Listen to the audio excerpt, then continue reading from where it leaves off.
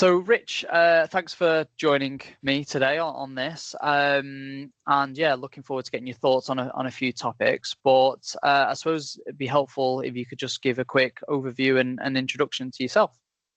Yeah, cheers, Mike. So yeah, I'm Rich Merrett. I'm the head of AI at Bellrock. I have been working in AI and innovation for the last 5 years or so, and prior to that, spent a lot of time working in voice technology. So I've been on the precipice of AI for over a decade now, from kind of looking at how ways that we can innovate and use the technology to really kind of help advance either people in their personal lives or businesses across how they work.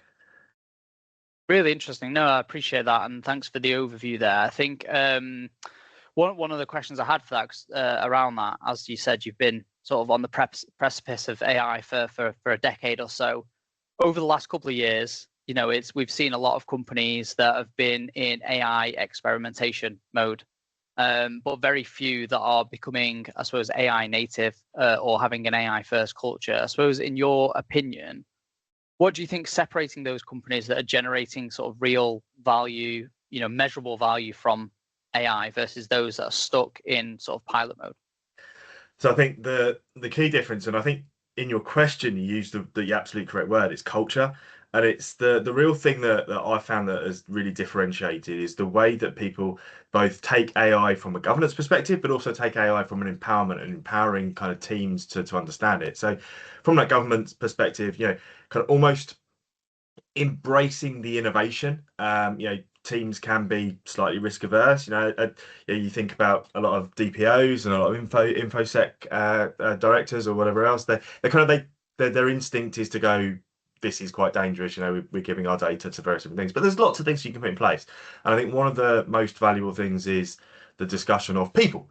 With people, so having those discussions with, so I set up governance committees. There's, where we have DPOs, we have legal leads, we have infosec, we have the technology leads, and we have those people that are experts in AI and data to be able to really kind of bring forward that conversation and address the risk together to understand the benefits and the disadvantages of any particular tool, or jumping from that, or we're experimenting, we're playing with AI a bit, to this is something we're going to have in full production.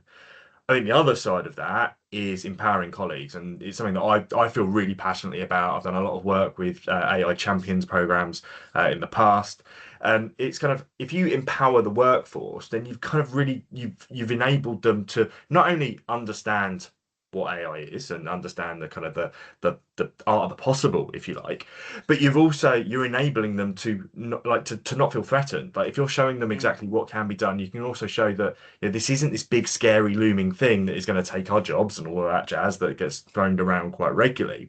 It's something that can be used to really enhance you and benefit you.